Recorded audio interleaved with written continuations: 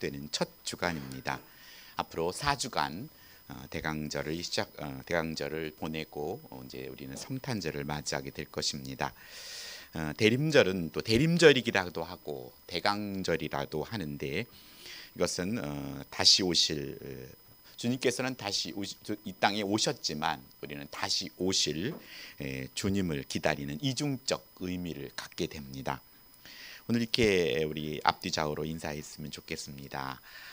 예수님의 재림을 준비하며 삽시다. 좀 길지만 시작. 예수님의 재림을 준비하며 삽시다. 네, 한 번만 더. 메리 크리스마스. 시작. 메리 크리스마스. 예. 지금 경제적으로도 어려서 그런지 성탄의 기쁨들을 서로 나누고 즐거워할 이때인데도 조금 분위기는 그렇지만 그것은 세상의 성탄과 다를 바 없이 우리는 그럼에도 불구하고 기뻐해야 할 줄 믿습니다. 크리스마스라는 것은 원래 라틴어의 크리스투스와 미사 합해진 말입니다. 그래서 그리스도와 미사를 묶은 것인데 그리스도를 예배한다는 의미입니다. 우리가 예수님을 예배한다는 것이 다만 성탄절만 예배하는 것이 아니라 주일은 물론이고 온 삶 속에 우리는 주님을 예배하는 삶을 살게 됩니다. 그래서 우리는 다시 오실 주님이 오실 때까지 우리는 예배하는 삶을 살아야 합니다. 하나님께서는 우리를 찬양하도록 만들어 놓으셨기 때문입니다. 인간의 창조 목적이 하나님을 찬양하도록 만들었습니다. 어떠한 모습, 다양한 그런 달란트와 주신 은사를 통해서 교회를 덕스럽게 하고 자신이 갖고 있는 재능을 가지고 하나님을 찬양하도록 만들었다는 사실입니다. 오늘 우리는 그것을 잊지 말아야 합니다. 많은 사람들이 그럼 12월 25일이 예수님의 생일인가 이런 물음표를 달기도 합니다. 결론적으로 말씀드리면 알 수 없고 또는 알 길이 없습니다. 이는 예수 그리스도의 탄생에 대한 자료가 불충분하기 때문입니다. 성탄절이 12월 25일이라는 가장 오래된 역사적 기록은 로마 교회의 감독이었던 다마수스의 친구이며 필사 전문가인 필로 칼루스가 편찬한 연대기에 있습니다. 336년 로마 교회의 순교자 명부에 예수 그리스도의 탄생이 12월 25일로 나온 것을 기초로 하여서 작성한 것으로 알려져 있습니다. 그러나 이 정확한 날짜를 모른다는 것이 성탄절의 의미를 결코 퇴색시킬 수 없다는 것입니다. 이게 이날이냐 저날이냐 가지고 싸울 일이 아니고 오늘 예수님께서는 이 땅에 우리의 죄를 사하시기 위해서 오셨다는 사실입니다. 빛으로 오신 예수님, 성육신의 은혜는 교회의 신학과 그리고 예배의 전통을 분명하게 자리를 잡았습니다. 믿음의 선조들은 주님의 탄생과 그리고 우리가 예수 믿는 우리들에게 성령으로 함께 하시는 그 임마누엘의 축복이 얼마나 중요한지 우리는 잘 알고 있고, 그래서 예배 속에 그것들이 구현되어 왔다는 것입니다. 살아계신 하나님, 그리고 내 안에 하나님의 영이 내 안에 내주하시고 나를 이끄시고 우주를 섭리하신 하나님을 우리가 신뢰하며 살길 바랍니다. 성탄절이 세상의 상술과 맞물려서 정말 경제적으로 또 나아지면 성탄이 더 뭔가 호화로워지고, 경제적으로 어려워지면 성탄이 뭔가 기분이 퇴색되고, 이것은 올바르지 않은 모습입니다. 세상이 빨간 모자와 산타 할아버지와 누돌프 사슴뿔을 둔갑하였다 하더라도 예수님께서 우리를 위해 이 땅에 오셨다는 사실과 그리고 그로 인한 기쁨을 우리가 소유할 수 있어야 한다는 것입니다. 제 아무리 거창한 선물을 준다 해도 사랑이 없으면 그곳에는 가식에 불과한 것처럼 예수님 없는 성탄은 아무 의미가 없는 것입니다. 이번 이태원 참사도 한려원을 앞두고 많은 사람이 몰려서 아까운 생명이 길에서 압살을 당하는 끔찍한 사건을 우리는 경험했습니다. 어떻게 그런 일이 일어날 수 있을까? 설마 했지만 정말 일어나고 말았습니다. 오늘 우리 성도들에게는 그의 가족들이 없지만 만약에 그의 죽은 자족들을 있는 우리 성도가 있다면 그것은 아마 너무나 안타까운 일일 것입니다. 두고두고 그 마음에 담을 일입니다. 무엇이 그들을 그곳으로 오게 한 것일까요? 할로원이란 말은 거룩한 전야라는 뜻입니다. 할로원의 유래는 켈트족 달력으로 그들에게 있어서 그들의 신년은 11월 1일입니다. 그래서 그 전날 밤인 10월 31일에 우리식으로 섣달 금음에 한 해의 마지막 날이기도 합니다. 그러므로 가을에 수확에 감사하고 축하하며 풍요로운 새해를 맞이하기 위해서 이날 밤 모든 악령과 악마를 몰아내고 새해에는 새로운 풍작을 기원하는 의식을 올렸다고 합니다. 이것이 바로 할로원의 축제의 기원이었습니다. 하지만 이것은 바로 할로윈 축제의 기원이었지만 이것 또한 세상의 상술과 맞물려서 귀신과 또 유령 분장을 하며 즐기는 문화로 둔갑해 버렸습니다. 성경 어디에도 귀신놀이를 대상으로 삼은 적이 없습니다. 귀신은 더러운 것입니다. 오늘 우리의 오물을 묻히고 변을 묻히고 즐거워할 사람이 아무도 없습니다. 오물을 묻히는 흉내를 내는 것도 끔찍한 일입니다. 더군 더러운 귀신은 거짓의 영으로서 우리가 대적하고 물리쳐야 할 대상이지 그들과 함께 하거나 즐거워하는 도구가 아니라는 것입니다. 해서 더군다나 10월 31일은 종교개혁일입니다. 루터가 종교개혁을 위해서 정말 95개의 반박문을 붙인 날이기도 한데 그것이 할로윈 날과 겹쳐서 종교개혁일은 퇴색되고 할로윈의 축제가 잠식되어 버린 현상은 예수님 없는 성탄절도 다르지 않다는 것을 말해주고 있습니다.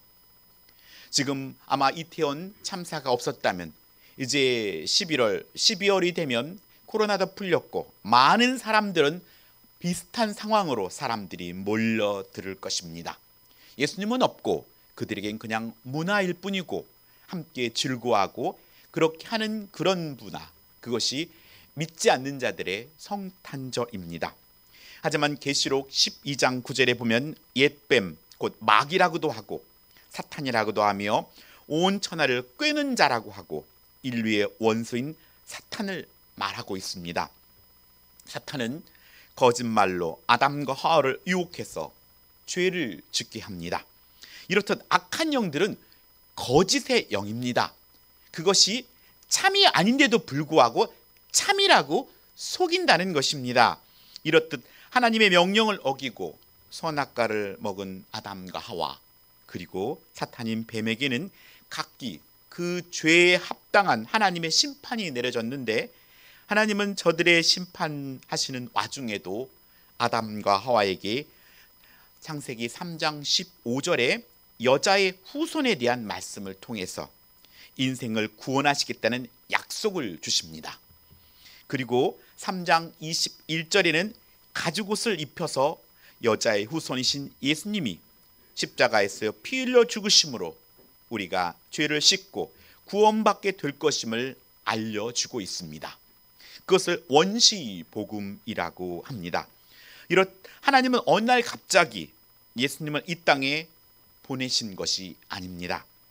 하나님은 인간이 죄를 지음과 동시에 그를 구원할 방법으로 예수님을 이 땅에 보내시기로 계획하셨다는 것입니다. 결국 아담과 하와는 에덴 동산에서 쫓겨나고서야 그곳이 얼마나 좋은 곳인지 실감했을 것입니다. 오늘 우리들의 삶도 누추한 곳에서 부족한 삶 속에서 점점점 나아지는 삶은 그래도 괜찮지만 우리의 삶이 태어나 보았는데 정말 왕자와 공주처럼 왕궁에 살았다가 그의 삶이 어느 날 갑자기 바닥으로 추락했다면 그의 삶의 질은 아마 그 개인적으로 느꼈을 때 아주 좋지 않을 것입니다. 아담과 하와가 그랬습니다. 하나님께서 에덴이란 동산에 최적의 조건과 환경을 만들어 놓고 그가 노동을 하지 않아도 그곳에서 마음껏 즐기며 기쁘고 행복하게 살도록 에덴 동산에 그들을 놓아 주셨다는 것입니다. 우리가 꿈꾸는 곳이 에덴 동산과 같은 곳이 아닙니까? 모든 인류는 에덴 동산을 꿈꾸고 있습니다. 파라다이스, 유토피아를 꿈꿉니다. 하지만 그곳은 죄인인 인간의 몸으로는 갈 수 없는 곳입니다.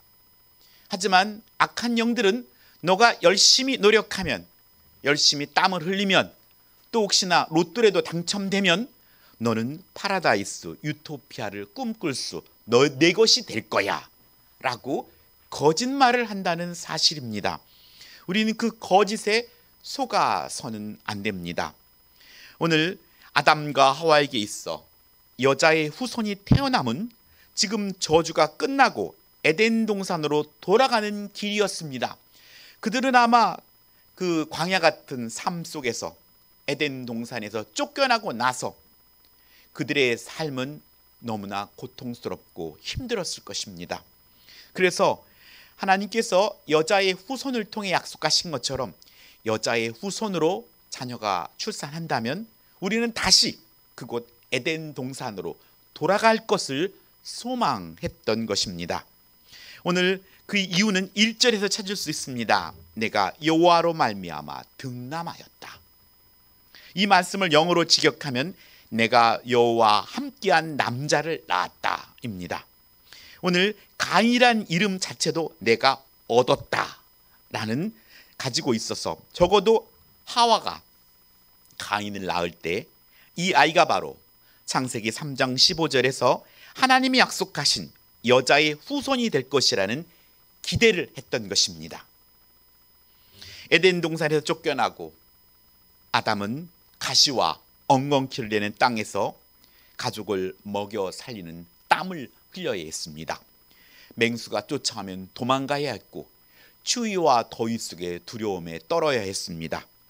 또한 하와는 최초의 배꼽 달린 아기를 출산하는 하와는 그 두려움 속에 산통 중에 가인을 출산했습니다.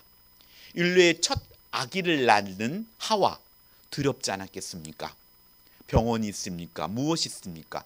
아무 경험도 않는 여인에게 자신도 모르게 배가 불러오고 그 아기가 살아있음을 느끼고 그건 신기했겠지만 아기를 출산하고 그 아기를 키우는 일이 얼마나 어렵고 두려운 일이었겠습니까? 하지만 그럼에도 불구하고 그들은 그 출산을 통해서 이 아이가 하나님께서 말씀하신 여사의 후손. 그래서 제가 설교의 제목을 아담과 하와가 기다린 성탄이라고 정해본 것입니다. 그들에게 있어서 가인은 아마 우리가 기다렸던 예수님처럼 소망했던 모습이었을 것입니다. 하지만 그들의 기대와는 달랐습니다. 가인이 자라가면서도 하나님은 아담과 하와를 에덴 동산으로 다시 들여보내지 않으셨다는 것입니다. 그래서 그들은 가인이 자라면서 이런 실망으로 바뀌면서 이런 이유인지 가인 이후에 낳은 다른 아들 아벨의 이름이 공허, 허무라는 뜻입니다. 허무하다. 기다렸는데 기대에 미치지 못했다는 뜻입니다. 가인에 대한 기대가 헛된 것임을 그들은 깨닫게 됩니다. 이런 아벨은 훗날 그 형 가인에게 처참하게 죽임을 당함으로써 그의 이름의 뜻처럼 허망한 삶을 살다가 짧은 생을 마감하게 되는데 어찌 보면 아벨이란 이름의 뜻처럼 죄악된 세상에서 살아가는 우리의 인생 자체가 전도서에서 말하는 헛되고 헛되며 헛된 것임을 우리는 알아야 합니다. 인생 자체가 헛되다는 것이 아니라 하나님 없는 인생이 헛되다는 것입니다. 우리가 잘 알고 있는 것처럼 하나님이 약속하신 여자의 후손은 가인이 아니라 훗날 가인에게 죽인 아벨 대신에 주신 또 다른 아들 셋의 계보를 통해 태어날 예수님을 말씀하고 있습니다. 아담과 하와가 가인에게 걸었던 이 기대, 이 헛된 것은 헛된 게 허무로 끝났지만 셋과 또 아브라함과 다윗의 계보를 따라 동정녀 마리아에게서 태어나신 진정한 여자의 후손이신 예수님께서는 우리에게 결코 헛되지 않다는 것을 우리는 잊지 말아야 합니다.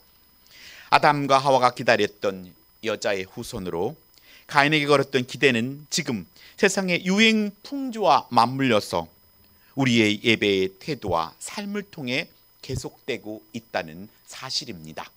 과연 오늘 우리는 예수님을 기다리며 무엇을 소망하고 있습니까? 오늘 아담과 하와가 가인을 그렇게 기다렸던 것은 진정한 용서와 회개가 길이 아니었고 그는 다시금 에덴으로 돌아가는 일이었습니다. 오늘 우리는 먼저 4절에서 아벨이 양의 첫 새끼를 드렸다는 말씀이 등장하지만 가인의 제사를 묘사한 3절의 말씀에는 가인이 그 땅에 소산으로 제물을 드렸다는 말씀만 등장합니다. 첫 새끼라는 것은 처음 낳은 양이라는 뜻과 동시에 여러 양 가운데 가장 좋은 것이라는 두 가지 의미가 있습니다. 하지만 가인의 제사에는 이런 언급, 첫 열매가 생략된 것을 보면 아벨과는 달리 가인은 아벨보다도 더욱더 사모함으로 사랑함으로 최선의 것을 하나님께 드리지 않았던 것, 땅의 소산을 가지고 형식적인 제사를 드렸던 것을 볼 수 있습니다.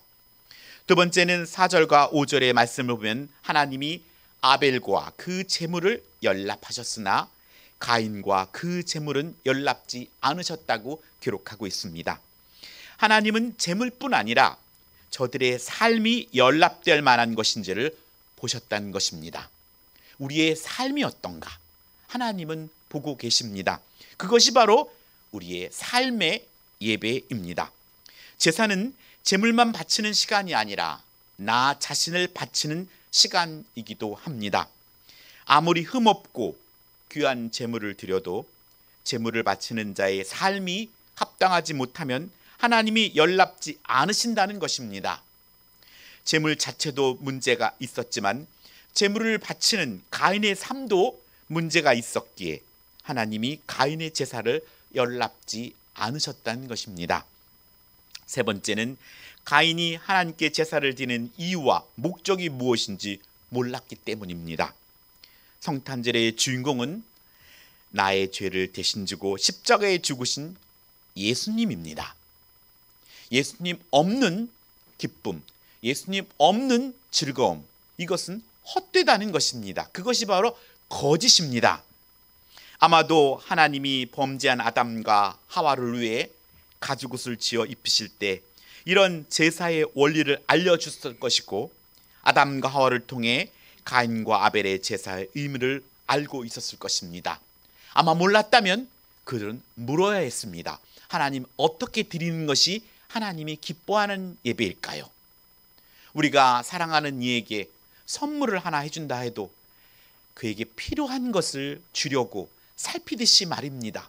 그냥 아무거나 사다 주지 않고 살피듯이 오늘 하물며 가인과 아벨이 하나님께 제사를 지를 때 하나님이 원하는 그런 제사가 무엇이었을까? 그는 물어야 했고 그 뜻을 분별해야 했다는 것입니다. 그럼에도 가인이 피 흘림의 제사를 무시한 채 그저 자신이 농사지은 땅의 소산을 가지고 제사를 드립니다. 가인은 하나님의 생각이 아니라 자기의 생각을 따라 제사를 드린 것입니다. 본인의 직업이 농업이었다면, 만약에 하나님이 기뻐하는 것이 동물이었다면 곡물과 동물을 바꿀 수도 있었습니다. 그 어떤 것도 핑계가 되지 못합니다. 이런 가인의 생각 위는 하나님의 뜻과 말씀을 따라 하나님을 섬기는 신앙적 행위가 아니라 자기 생각에 따라 하나님을 섬기는 종교적 행위였다는 것입니다. 오늘 대강절을 우리가 돌아보며 오늘 우리들의 신앙이 형식적이고 종교적인지 아니면 진정으로 하나님을 사랑하며 하나님을 알기를 원하고 가까이 다가가길 원하는지 우리는 살펴보기를 바랍니다. 하나님의 뜻과 말씀을 따라 행하지 않는 것은 하나님을 기쁘시게 할 수 없습니다. 이것은 종교적 행위에 불과한 것입니다. 그들은 하나님 나라 천국에 갈 수 없습니다. 또한 사탄은 종교마저 인간적인 즐거움을 위해서 문화적 행위라는 명분을 만들어서 인간을 유혹한다는 사실입니다. 오늘 하나님을 모르는 예배를 드림으로 자기 생각대로 예배한 가인의 모습과 그리고 지금의 우리가 예수님 빠진 성탄을 기다리는 모습이 흡사하지 않습니까? 그렇다면 우리는 어떤 성탄을 준비해야 할까요? 첫째는 책임 회피해서 죄를 고백하고 용서를 구하기를 바랍니다. 2022년도 이제 11월 마지막 주입니다. 하나님과 적어도 내가 아멘하면 약속한 것들을 헤아려 보면서 이것은 하나님과 약속했는데 이를 참 이루지 못했군요. 하나님 죄송합니다. 적어도 하나님 앞에 친구와에게도 약속을 했는데 그걸 지키지 못할 때 친구야 미안하다 이렇게 말하는 것이 당연한 것처럼 하나님 앞에 다시 한번 우리가 핑계를 대기보다 죄송합니다 하고 다시 한번 하나님께 용서를 구하는 귀한 기간이 되길 바랍니다. 하나님이 아벨의 제사를 연락하신 것과 가인의 제사를 연락지 않은 것은 전혀 별개의 문제였지만 가인은 자신을 탓하는 것이 아니라 동생 아벨을 탓하다가 죄 없는 아벨을 죽이는 끔찍한 죄를 저지른다는 것입니다.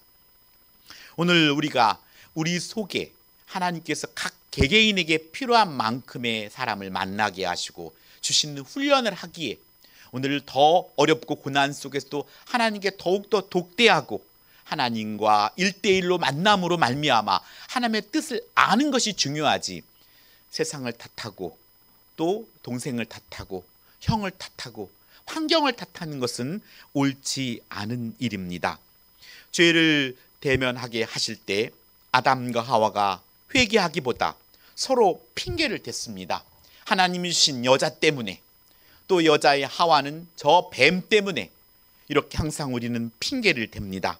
그 역시 가인도 역시 아벨의 죽음이 마치 자신과는 상관이 없는 것처럼 숨기려 했다는 겁니다.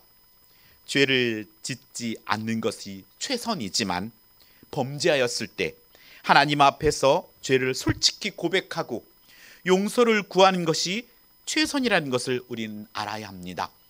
하나님 앞에 진심으로 회개할 때 하나님은 그 죄를 용서해 주신다는 사실입니다. 두 번째는 죄의 지배를 받기보다 오늘 우리는 화평케 하는 자가 되기를 바랍니다. 성경에서도 화평케 하는 자를 하나님의 아들이라 일컬음을 받는다고 하셨습니다.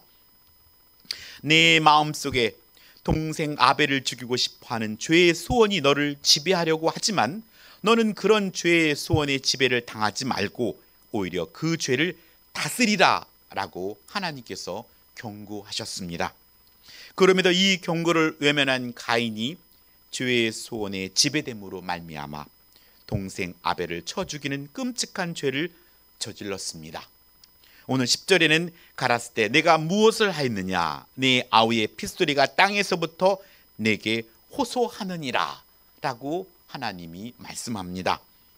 이웃을 향한 폭력은 상대의 소리가 내 귀에 안 들려도 또 내가 잊었다고 해서 없어지는 것이 아닙니다.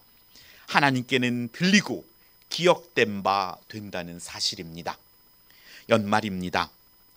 오늘 올해만이 아니라 우리가 살아가면서 우리가 알게 모르게 우리가 상처를 주고 때로는 표정과 말과 때로는 댓글까지도 우리가 누군가에게 선의적이 아니로 악의적으로 그 불평과 불만을 쏟아냈다면 다시 한번 하나님께 이 일이 계속되거나 연결되지 않고 하나님 앞에 회개하며 죄의 지배를 받기보다는 선으로 악을 이기며 그리고 화평케 하는 자가 되기를 소원합니다. 세 번째는 자신이 계획된 죄를 저지르려 할 때 오늘 자신이 계획을 하여서 죄를 저지르려 할 때 심판의 하나님을 기억하고 멈춰야 한다는 것입니다. 오늘 사람들도 보면은 그냥 잘못해서 자동차 사고든 교통사고든 잘못해서 나는 사고도 있지만 계획된 범죄는 더 과중으로 처벌받습니다. 하나님의 경고에도 죄의 소원을 다스리지 못한 가인이 의도적으로 아벨에게 자신과 함께 들에 갈 것을 제안했고 그곳에서 아벨을 쳐 죽였다는 것입니다. 동생이 형이 들에 가자 했을 때 형이 가자고 하는데 그냥 형 말을 순수하게 따라갔지만 형의 마음속에는 아버지, 어머니 안 보이는 곳에도 동생을 죽이려는 마음이 그 속에 숨어 있다는 것은 얼마나 무서운 일입니까? 오늘 이렇듯 그렇게 계획하여서 동생을 죽였다는 것은 오늘 그 동생의 입장에서 보면 형을 믿었는데 형한테 내가 죽임을 당했다는 것은 그의 안타까움이 오늘 말씀하신 그의 핏소리가 내게 호소한다는 표현을 하고 있습니다. 11절 12절에 땅이 그 입을 벌려 내 손에서부터 내 아우의 피를 받은즉 내가 땅에서 저주를 받으리니 내가 밭가라도 땅이 다시는 그 효력을 내어 주지 아니할 것이요 너는 땅에서 피하며 유리하는 자가 되리라 라고 말씀합니다.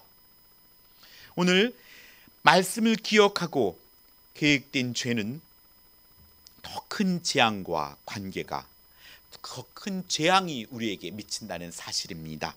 오늘 우리들의 삶을 통해서 우리 앞에 고난이 닥칠 때 다시 한번 우리를 돌아보고 또 우리의 관계들이 단절되고 외로움과 두려움에 휩싸인다면 다시 한번 우리의 삶을 돌아보아야 합니다. 오늘 마지막으로 4절에는 하나님의 일을 방해하는 자가 아니라 하나님의 일을 돕는 자가 되기를 바랍니다. 이 집 3년도 사역 신청서를 주보에 끼웠습니다. 몇 분 낸 분이 있습니다. 낸 분은 너무나 힘이 됩니다. 끌려가지 마시고 여러분도 작성하셔서 제출해 주시면 감사하겠습니다. 제가 기도에 가서 적겠지만 더 수월하게 제가 이거 하겠습니다. 그러면 그냥 기쁨으로 그곳에 여러분의 이름을 동그라미 하지 않았겠습니까? 근본주의 신학자들은 가인이 동생 아벨을 죽인 사건은 이 땅에 여자의 후손의 태어나는 것을 막으려는 사단의 첫 번째 시도라고 설명하고 있습니다. 하나님은 산상수훈에서 예수님이 의인이라고 칭했던 아벨을 통해 메시아의 계보를 이어가려고 하셨다는 것입니다. 그런데 이를 눈치챈 사단 마귀가 가인을 충동질해 아벨을 쳐 죽임으로 아벨의 계보를 통해 여자의 후손이 태어나지 못하게 만들려 한 것이 이 사건의 본질로 봅니다. 하지만 이런 사단의 시도는 하나님이 아담과 하와에게 아벨을 대신한 다른 씨인 셋을 주심으로 실패하게 되었다는 것입니다. 성경을 보면 이렇게 여자의 후손으로 오는 메시아 예수 그리스도를 끊으려는 시도가 많이 나타납니다. 우리가 잘 아는 모세 시대도 모세의 때에도 애굽에 아들을 낳으면 나일강에 던지도록 했고 예수님이 태어나는 그 시대 헤롯 대왕은 2-3살 먹은 아이들을 모두 죽이도록 했습니다. 성경의 많은 속에 계속해서 여자의 후손으로 오는 메시아를 살해하고 죽이려는 시도들이 끊이지 않았다는 사실입니다. 오늘 그럼에도 불구하고 동생 아벨을 쳐 죽이는 끔찍한 죄를 짓고도 죄의 자체보다 죄의 형벌에 더 염려하는 가인이었지만 하나님은 이런 가인에게도 긍휼을 베푸신다는 것입니다. 가인을 죽이는 자는 벌을 7배나 받으리라 하며 말씀과 함께 가인에게 표를 주어 만나는 사람에게 죽임을 당하지 않게 지켜주었습니다. 하나님의 크신 사랑을 깨닫고 우리에게 주어진 이 자유를 가지고 자유의지를 가지고 많은 것을 선택할 수 있지만 오직 하나님이 기뻐하는 것을 선택하는 자, 그런 자, 그렇게 하나님의 일을 돕는 자가 되기를 축원합니다. 오늘 우리가 결혼을 하고 가정을 꾸밈에 있어서 내 아내가, 내 남편이 지구촌의 수많은 사람들 중에서도 나를 택했고 그래서 나와 함께하길 원하는 것, 이것이 귀한 일 아닙니까?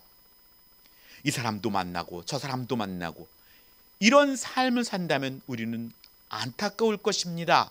이렇듯이 오늘 하나님께서 나를 위해서 온 인류를 위해서 십자가를 지시기도 했지만 오직 나 한 사람만을 위해서 하나님이신 우리 예수님이 십자가에 못 박혀 죽으셨다는 사실을 우리는 기억해야 합니다.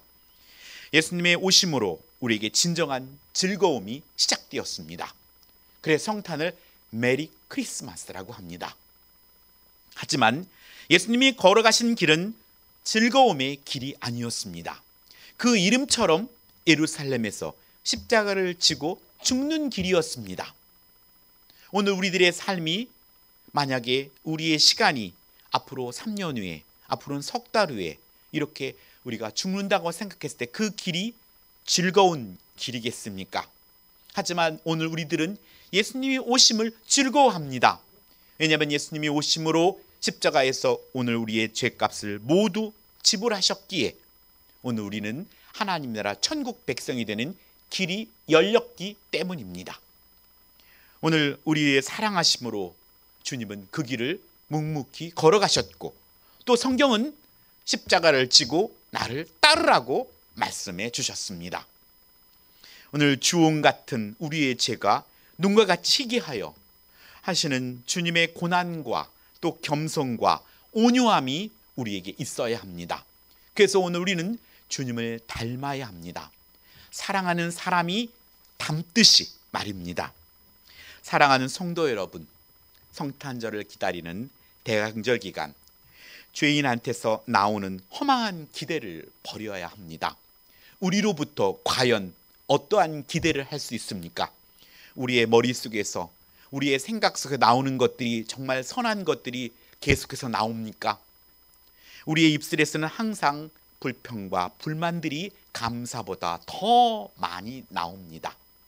짜증이 나오고 불평이 나오고 때론 원망이 나옵니다.